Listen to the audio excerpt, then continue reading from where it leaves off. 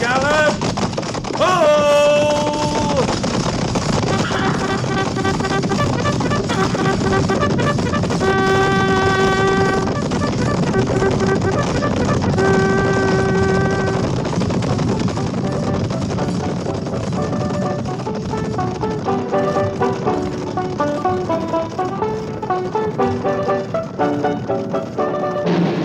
Fort Laramie.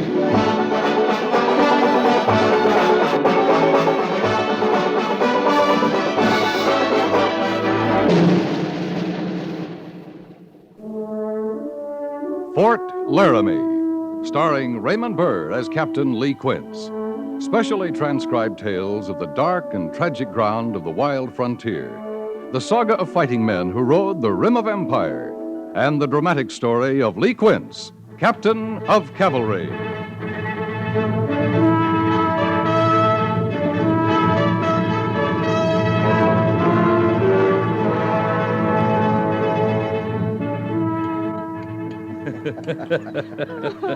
Oh, you want another piece of pie, won't you, Captain? Oh, no, ma'am, I sure won't. Now, Captain. Now, Mary. Just another little sliver. Oh, I thank you kindly, Mrs. Daggett, but I've got no more room. Why, you hardly ate a thing. Mary, Oh, my. And I promised, didn't I, dear? you promised.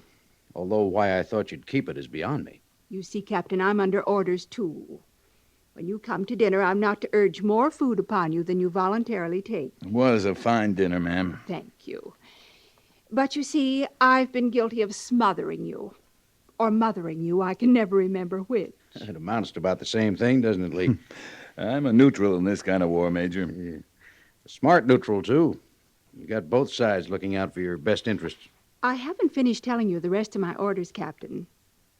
Under the circumstances, I've really behaved with remarkable restraint all evening. Yes, ma'am. I haven't once mentioned the name Willa Burgess. Well, at least you know I tried, Lee. But now that her name has come up, I'd like to say that I think she's a lovely person. Quite lovely, in fact. To me, Willa is an amazing combination of qualities. You should have taken another piece of pie, Lee, and spared yourself this. Well, next time I'll remember. She's warm, feminine, yet she's capable, with great strength of character. And if I were a man... But you're not, my dear. A fact which delights me most of the time. But not now. Emphatically not now. Well, then this must be the time for me to remember the mending I must do, if you gentlemen will excuse me. Let me help you, dear. It doesn't look as if I can avoid it. Miss Daggett? Oh, please come again, Captain. I'll probably be every bit as bad next time, but I do enjoy having you. Oh, it's my pleasure, ma'am. Oh, there's brandy and cigars in the living room. You'll be glad to know I don't care for any. Good night, dear. Good night. Try not to miss me too much.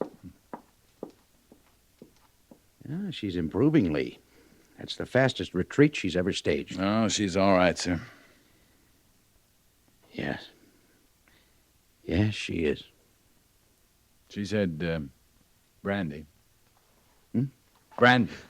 Oh, yes, she did. Oh, I can remember how it was, Lee. When I was a bachelor officer, I thought the worst duty I could draw was a dinner invitation from a ranking officer who was married. Oh, it depends on the officer. And his wife. I didn't suffer tonight, sir. Oh, good. Well, make yourself comfortable, Lee. Sit down. If your belt's tight, your blouse or your boots, undo them. Much obliged. Cigars are in the humidor. Yep. You're smoking better tobacco than you used to. Yeah, I am. Here's your brandy, Lee. Thanks. Cigar, Major? Thanks.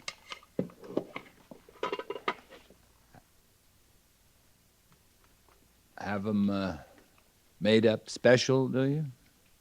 Well, a friend sends them to me. Yeah. Must be a good friend. That's good tobacco. You remember that night outside Richmond, Major? It was cold as sin. We were billeted in that plantation. I remember. It's funny you'd think of Richmond just now. Yeah. Yeah, it is. What was her name? Lee, Pretty little thing. Wouldn't pass the time with the rest of us, I remember, but she kept worrying whether you were going to be warm enough. that was a long time ago. Seems to me that was a tobacco plantation. Lee, Mary and I have been married for almost 6 years. It's a good marriage. Yeah, I think it is. Mary wouldn't understand Richmond. You weren't married then. She still wouldn't understand. No. These cigars, They're good cigars. yeah. They're good cigars. Yeah, we go back quite a ways, you and I. Since the old days of the 3rd Cavalry, the Battle of Bull Run. A lot of years, Lee. A lot of life. A lot of death, Major. I guess I know you as well as you permit anyone to know you. Permit? Oh, that's heavy talk on one brandy, Major. Well, there's more brandy. And more talk? More talk, Lee. You better brace yourself. Yep. I'm fortified. I took the last 2 patrols out for a purpose. Yeah, I suppose that. Wanted to prove something to myself. I think I have. You know, he's a different man when you're not around, Lee. Who is? Lieutenant Seiberts. How different? Well, he's still learning, but he's a good officer. He has judgment. He takes responsibility, makes decisions. And on the whole, they're good decisions. I don't remember passing judgment on Mr. Seiberts to you, Major. You never have, and I'm not asking you to now. That's good. But I've watched him when you were around. At routine reports, strategy sessions. He freezes up. He acts stupid, bungling, and he isn't. All right. He isn't. He's scared to death of you. You just have one brandy, Major? I know what I'm talking about. No, it isn't your rank. He has a respect for rank, but he doesn't fear it. It's you, Lee. As Mr. Seiberts said it was me? He hasn't said anything. I haven't asked him about it. Now, these are my observations. I think they hold up. What do you think? I don't know. Well, think about it. Think about a man being scared to death of me? I don't know how. What do you think of Seiberts, frankly? I think he's very young. Oh, come on, Lee. Come on, where? We've both worked with men who were younger. I thought you weren't going to ask me to pass judgment on Mr. Seiberts. That's right, I wasn't. I'd just as soon leave it there, Major. We can't leave it there. You can't. We can't. You know what we're up against out here as well as I do. An ineffective trooper is bad enough, but an ineffective officer is dangerous, and it's wasteful. You figuring I can do something about Mr. Seiberts? Well, leaving that up to you. I'm asking you to think about it. I'm asking for your help. I don't know that I'm the one to help, Major. But I'll think about it. It might call for a change in your attitude toward him, Lee. It might. Of course, I'd have to find out first what my attitude toward him is, wouldn't I?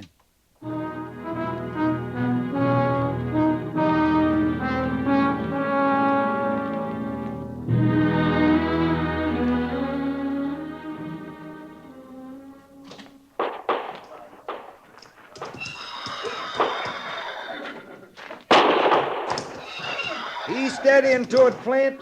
Just you stay with him. Now fire straight away next time. Get closer to his head. Got some new recruits, Sergeant? Morning, Captain.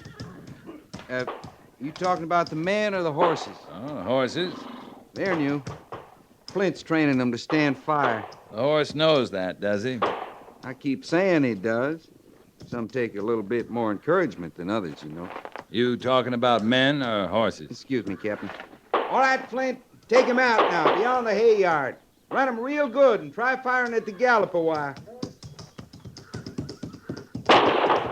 He sure was ugly for a while. But Flint'll make a steady goer out of him. Yeah, you can tell about horses. Plungers, kickers, rearers, you work 'em enough. You can tell if it's in 'em to be a steady goer. You know horses, you can tell. Be helpful if you could tell about a man as easy. A man standing fire?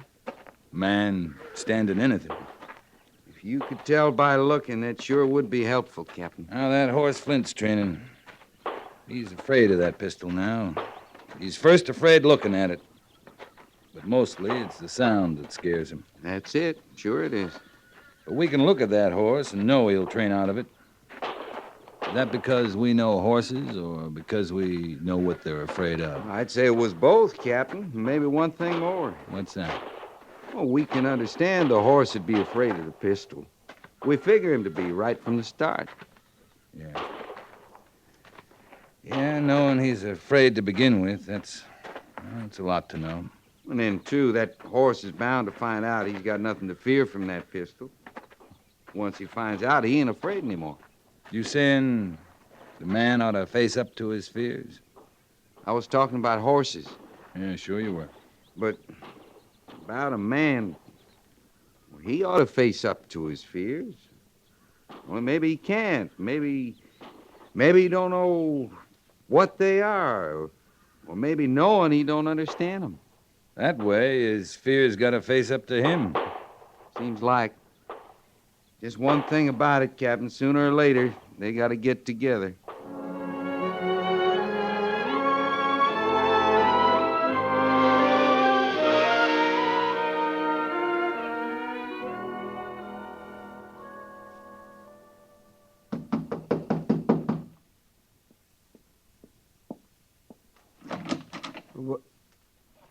Captain Quince.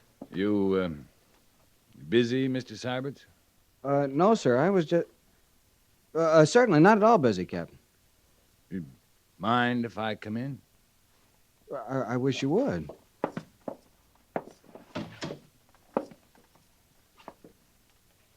Have a chair? Oh, yeah. You're sure you're not busy? Not busy. No, I wasn't. Please sit down, Captain. All right. Guess I will.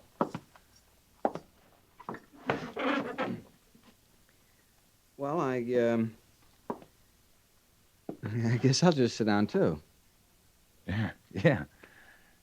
Make yourself at home. I will. Thanks.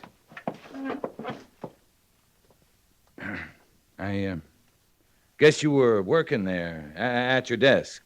Oh, nothing important. I keep a journal, Captain. You know, what happens day by day. Just a journal, you know?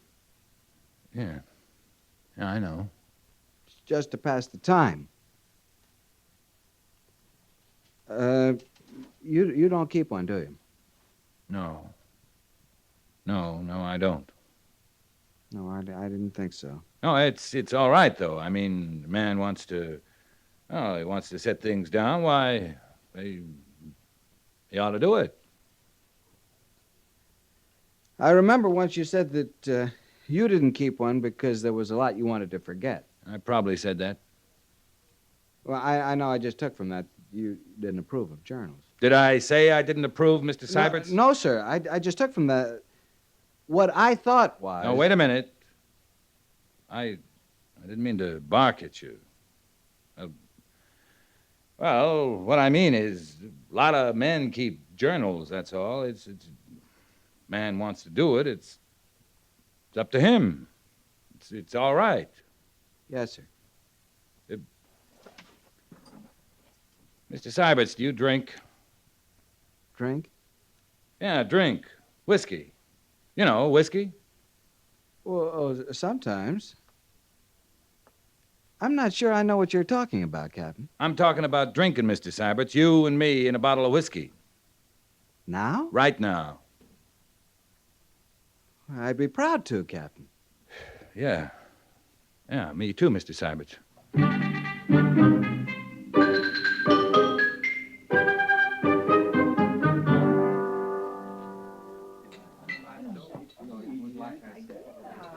Gotta be a first time for everything, isn't that what you say? A first time for everything? Yeah, you hear it all the time. That's what I say, too.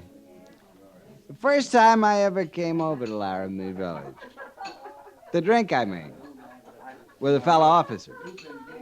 To drink. You do it a lot? Sometimes, when it seems like a good idea. Well, that's a good idea. When it seems like a good idea. Best time. When I was a cadet at the Point, a couple of us upperclassmen decided we want to go over this little tavern. Only it's across the Hudson River. And where we have to cross is no bridge. Makes kind of wet walking. Yeah, it does. So we made these plebes. You know what plebes are, Captain. Yeah, I've heard about it. Well, we made these plebes get an old barge for us.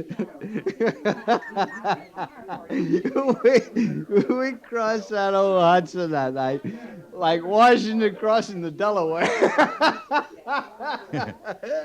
Yeah, it sounds like a lot of fun. It was a lot of fun. We sure enjoyed that. Oh, pour you a drink? Oh, sure, thanks. You know, the way I'm talking, I guess I don't need one, except, well, I do need one. Does that sound all right? You don't need one, but you do. Sounds all right to me. Well, I'm glad. Yeah, I drink a little, Captain. I always get talking about West Point. I hope you don't mind. You talk about anything that comes into your head. You mean that? I said it. Oh, there's something I've wanted to talk to you about for a long time. Well, this would be a good time to say it. It's Clausewitz. I've always wanted to discuss Clausewitz with you. It might be a very short discussion. Well, you've read him, of course. Karl von Clausewitz is the Prussian? I know who you're talking about. He wrote a stack of books hip high about military strategy. Oh, I couldn't believe you wouldn't know about him. I think I read every word he ever wrote, some of it in the original German. Clausewitz's field was artillery. That is true. But still, most army men I've known feel that as a strategist, he was the greatest of them all. Oh, you can find army men who say he produced no system of strategy at all. No system of strategy? What was it? Well, in his exposition of the philosophy of war, he pointed out that all of the enemy, men, women, children, they were all part of war. You call that a system of strategy? In total war, you bet I do. How about our wars here, now? Well, it doesn't apply, naturally. Next time you fight a total war, you follow Clausewitz to the letter. Don't you worry a little bit. I will. You don't like Clausewitz. No, I can't use him. I'm in the cavalry. I fight little wars. You don't like Clausewitz. And I don't understand it because you're a good man, Quince. A good man, smart. Imagine me talking to you man to man this way. Imagine that. You don't have to imagine it. We're doing it. Now that calls for a little drink. Oh, my. Sorry. I guess I knocked that over. You knocked it over? Yeah. Isn't that funny? I thought I did. Are you drunk, Captain? Drunk and disorderly, Mr. Seiberts. Drunk. That's wonderful. You know, I don't think you know how wonderful that is. Don't you worry, Captain. I'll see that we get back to the fort in good shape.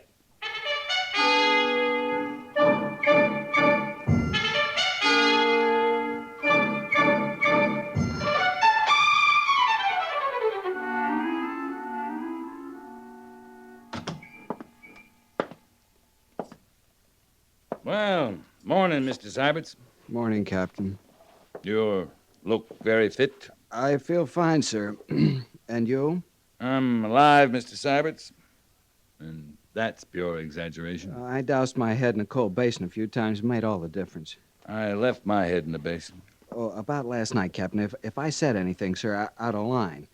Well, I did have quite a bit to drink. And so did I. Might have said a few things myself. I enjoyed it, Mr. Seiberts. It was my pleasure.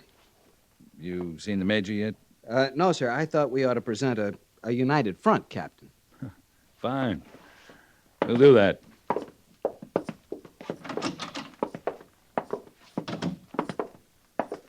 Captain Quince, Lieutenant Seiberts reporting, Major. As you were, gentlemen. Sit down. Thank you, sir. Strange bit of business has come up. Think maybe you're the men to take a patrol out and check into it. Ever been a part of a roundup, Lieutenant? Cattle, sir? No, I haven't. No, not cattle. These are wild horses. Yeah, I didn't know you could round up wild horses. I don't say it's easy, but... Are you listening, Captain? Yeah, I'm listening. How many wild horses? The report says about 50 over near the Mud Spring Station. Some settlers and some folks from a wagon train are supposed to have them contained in a canyon near there. Who says they're wild? Until I know different, I'll have to go by the telegraph message, Captain. It says they're wild. The settlers want no part of them. They're stampeding off a lot of their stock. I think we should get them if we can before any renegade Sioux capture them. Well, it's worth a try, sir. If we get any of them, we're ahead of the game. When do we leave, Major? As soon as you pick your men, take as many as you need. I'd say it wasn't a question of how many, Major, so long as we picked the best riders. Don't you agree, Captain? Completely, Mr. Seiberts. If that's the case. Now, look here, Lee. Gentlemen, I'll want reports regularly by telegraph and, move out.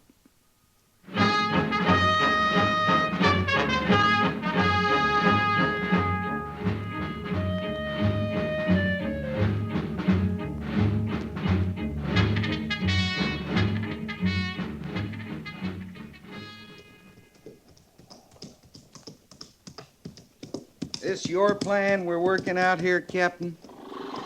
Something wrong with the plan, Sergeant? I can't say it's wrong. It's working. Was Mr. Seiberts with you? No, sir. He's down there operating a lot like Napoleon. Like Clausewitz, Sergeant.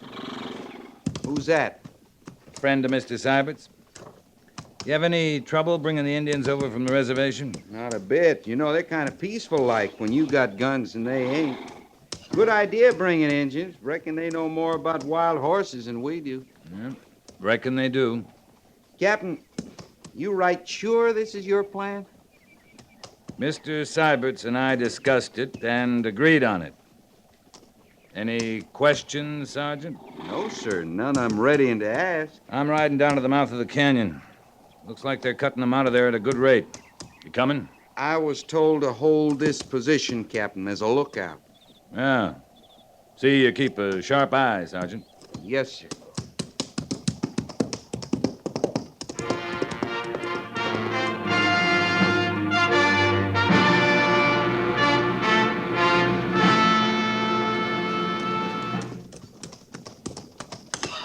Look good from a distance, Mr. Seiberts. Thanks, Captain.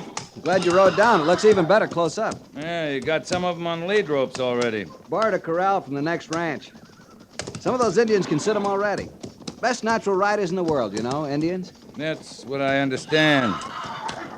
Looked to me like you got most of the 50 out of the canyon. Oh, we'll get back to Fort Laramie with at least 40 of them, Captain. Of course, that's a few days off, but we got what we came for. Yeah, that's the important thing. You feeling better? Hmm? Your leg, it doesn't bother you anymore? Oh. Yeah, it's coming right along, thanks. You've done a good job, Mr. Seiberts. All of it. Mighty good job. Thank you, sir. Feels like I had.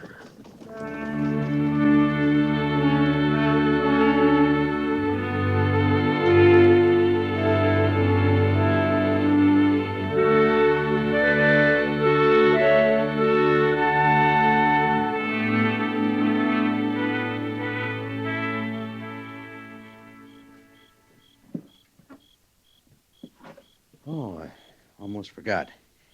Brought you some cigars, Captain. Thank you, Major. That's still good tobacco. You come a long way from that smelly hod you used to carry. I'm not the only one that's come a long way, Lee. That so? Lieutenant Seiberts around? He left just a few minutes ago. Went down to the post office.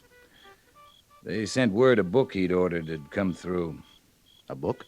General McClellan's book. On the regulations and instructions for the cavalry in time of war? Yeah. Well, I'll be... I don't know what you did, how you managed, Lee, but you worked wonders with him. I want you to know I'm grateful. I'm no hand at that kind of thing, Major. If the problem's not a problem anymore, you should thank Mr. Seiberts. He's a different man. That's all the thanks he needs. It's a big change, Lee. We're welding a tight-knit little force here, men who fight together and live together. Now that you and Seiberts are friends... Well, just a minute, Major. I'm a soldier. If I can help lick another soldier's problem, that's fine with me. But you're talking about friends. You don't like Seiberts?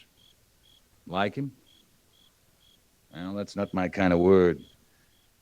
You asked me once what I thought of him. I told you he was very young. I took it you meant inexperienced. Young, inexperienced. I'm calling it immature. You can get old with years, you can get experience, but maturity, that's something you earn. It's got to be in you to earn it. Well, I don't believe in miracles, Captain. You and Seiberts are night and day. Nothing will change that. No, we're different men, that's all. Seiberts has licked a big hurdle with your help. Maybe that's the beginning of maturity. Maybe it is, Major. Maybe. Maybe it is.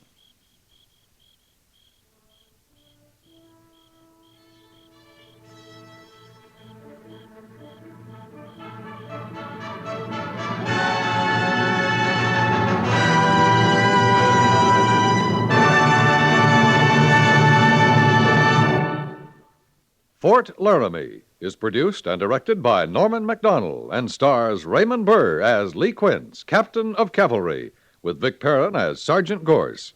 The script was specially written for Fort Laramie by Kathleen Hite, with sound patterns by Bill James and Ray Kemper, musical supervision by Amerigo Marino.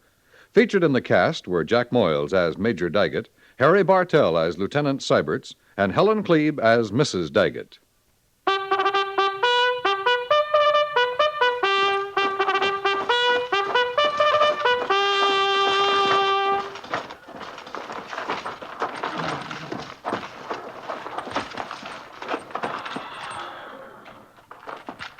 Company, attention! Dismiss.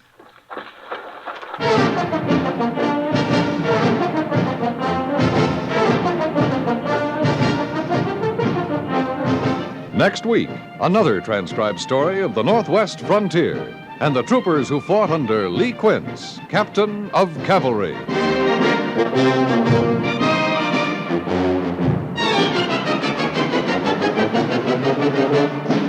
Many a culprit doesn't even know when his cigarette has started a forest fire. You're driving along through a woodland and out the window goes a live cigarette butt. Would you be apt to connect it with the next day's headlines of property, perhaps human life too, gone up in smoke?